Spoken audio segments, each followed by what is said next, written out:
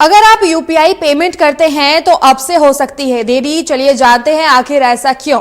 दरअसल समय के साथ हो रहे बदलाव के साथ ऑनलाइन पेमेंट के सरल माध्यम बन गया है। वैसे ही ऑनलाइन भुगतान धोखाधड़ी के मामलों में भी लगातार बढ़ोतरी होती जा रही है। पिछले कुछ सालों से साइबर क्राइम के मामले बढ़ते नजर आ रहे हैं, जिन पर लगाम लगाने के लिए सरकार और आरबीआई की पूरी कोशिश भी देखने को मिलती है। इसी पहल में सरकार ने ऑनलाइन भुगतान धोखाधड़ी पर रोक लगाने के लिए दो व्यक्तियों के बीच होने वाली पहली लेन देन प्रक्रिया के लिए कुछ नियमों को लाने का फैसला लिया है। इसके तहत अगर दो लोगों के बीच में पहली बार ऑनलाइन लेन देन होगा तो इस प्रोसेस में 4 घंटे का समय लगेगा। जी हां, बिल्कुल सही खबर सुनी आपने। इसी पर चर्चाएं हो रही हैं। हालांकि देखना होगा कि आखिर किस तरीके से पूरा मामला जो है उसको तैयार किया जाता है। आपको बता दूं कि साथ ही न्यूनतम समय सीमा लागू करने की भी योजना इसके अंदर लाने की कोशिश की जा रही है। आइए इसके बारे में विस्तार से जानते हैं। पहले लेन देन में लगेगा 4 घंटे का समय, जो कि एक प्रमुख बात है।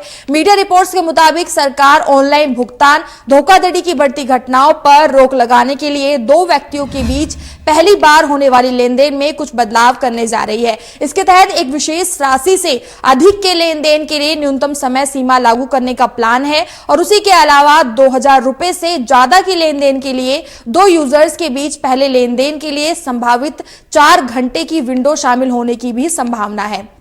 इसके अलावा 24 घंटे में अधिकतम राशि 5000 रुपए, यानी कि पूरा 24 घंटे बीतता है तो बदलाव होने के बाद मात्र 5000 रुपए का ही ट्रांजैक्शन किया जा सकता है। वर्तमान में कोई यूजर अगर ऑनलाइन लेन देन के लिए नया यूपीआई अकाउंट बनाता है तो वो 24 घंटे में पहला लेन देन अधिकतम 5000 रुपए तक ही कर सकता है। ठीक ऐसे ही शनल इलेक्ट्रॉनिक फंड ट्रांसफर के लिए भी है। अगर आप पहली बार अकाउंट क्रिएट करते हैं तो पहली बार 24 घंटे में 50,000 रुपए तक का ही लेन देन कर सकते हैं। बता दें कि बैठक में यह फैसला लिया जा सकता है आज, यानी कि 28 नवंबर मंगलवार को केंद्रीय वित्त मंत्रालय की बैठक होगी और इस दौरान केंद्रीय वित्त मंत्रालय की ओर से पहली बार लेन देन की प्रक्रिया को यूपीआई के जरिए 4 घंटे की प्रक्रिया के साथ कम से कम 2000 रुपए के लिए किया जा सकता है। इसी के साथ फाइनेंशियल सर्विसेज विभाग डिजिटल भुगतान, धोखाधड़ी और वित्तीय अपराधों और साइबर सुरक्षा के लिए इन तरीकों पर भी चर्चा करने के लिए